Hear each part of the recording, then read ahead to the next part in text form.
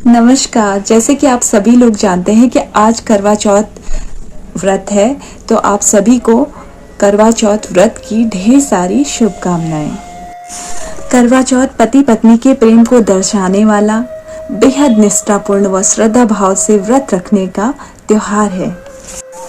आज पूरे देश में यह त्योहार हर्षोल्लास के साथ मनाया जा रहा है। प्राचीन काल से ही महिलाएं अपने पति की दीर्घायु के लिए उपवास करती आ रही हैं। इस दिन सुहागन महिलाएं अपने पति की लंबी आयु और उनके सुखद जीवन और अपने सुखद दाम्पत्य के लिए भगवान से प्रार्थना करती हैं और उनसे अपने पति की लंबी आयु की कामना करती हैं। यह त्योहार क्यों मनाया जाता है और कैसे शुरू हुई इसको मनाने की परंपरा, ये बात आज मैं आपको इस वीडियो के माध्यम से बताने जा रही हूँ। पौराणिक मान्यताओं के अनुसार पतिव्रता सती सावित्री, जिनके पति सत्यवान अल्पायु थे, उनके प्राण हरने के लिए यमराज पृथ्वी पर आए और उनके प्राण लेके जाने लगे तो सती सावित्री ने उनसे प्रार्थना की कि वो उनका सुहाग उन्हें वापस लौटा दे, मगर यमराज ने उनकी बात नहीं मानी। इस पर सावित्री अन्न जल त्याग करके अपने पति के मृत शरीर के पास बैठ करके विलाप करने लगी। काफी समय तक सावित्री के हठ को देख करके यमराज को उन पर दया आ गई और उन्होंने उनसे वर मांगने को कहा। सावित्री ने उनसे कई संतानों की प्राप्ति हेतु वरदान मांगा। इस पर यमराज को उनके हठ के आगे झुकना पड़ा और उन्होंने उनके पति सत्यवान को पुनः जीवित कर दिया। इसीलिए उसी दिन से सभी सुहागन महिलाएं अपने पति की दीर्घायु कामना हेतु निर्जला निराहार व्रत करती हैं। इस व्रत का नाम करवा चौथ क्यों पड़ा, इसके पीछे भी एक पौराणिक कथा है। एक करवा नाम की पतिव्रता स्त्री थी। उनके पति एक दिन स्नान हेतु नदी के किनारे गए। वहां पर एक मगरमच्छ ने उनके पांव को पकड़ लिया। उन्होंने अपने बचाव हेतु अपनी पत्नी को आवाज दी। करवा वहां पर पहुंची और करवा ने अपने तपोबल से उस मगरमच्छ के मुंह को बांध लिया और उसे लेकर के वो यमलोक यमराज के पास पहुंची। यमराज उनको देखकर बोले, हे देवी, आप यहाँ क्यों आई हैं और आप क्या चाहती हैं?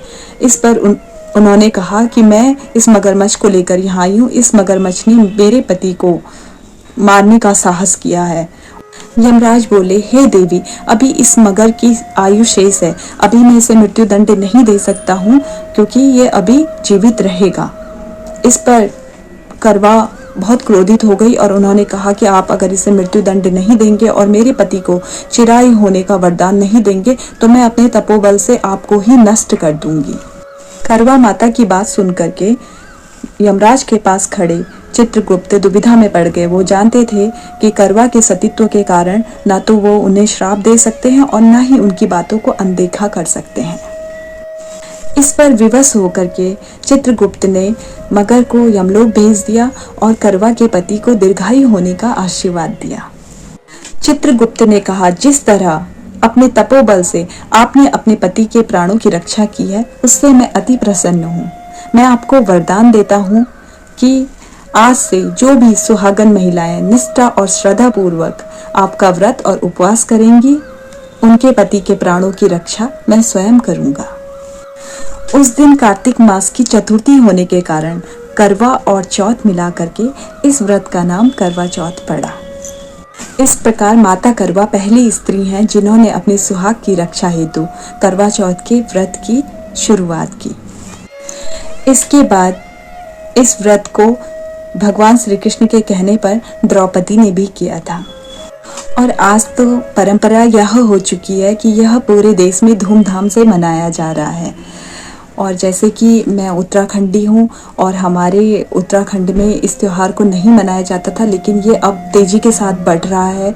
ये टीवी के माध्यम से और फिल्मों के माध्यम से और सोशल मीडिया जो भी है उसके माध्यम से ये हमारे पूरे उत्तराखंड में फैल रहा है, जो कि बहुत अच्छी बात है। मेरे हिसाब से यह त्योहार पति पत्नी के रिश्तों में प्रेम दर्शाने वाला त्योहार है। हम लोग यही कामना करते हैं भगवान से कि यह अटूट बंधन कभी न टूटे और इसमें ऐसे ही प्रेम बना रहे और इसको बहुत धूमधाम से मनाइए और आपस में प्रेम से रहिए। मैं तो यही कहूँगी कि जो चीज़ अच्छी है उसे अपनाने में बुरा कैसा।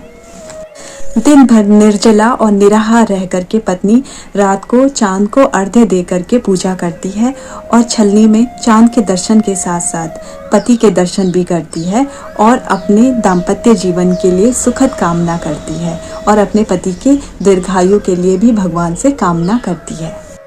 उसके बाद अपने पति के हाथों से जल ग्रहण करके व्रत को तोड़ती हैं।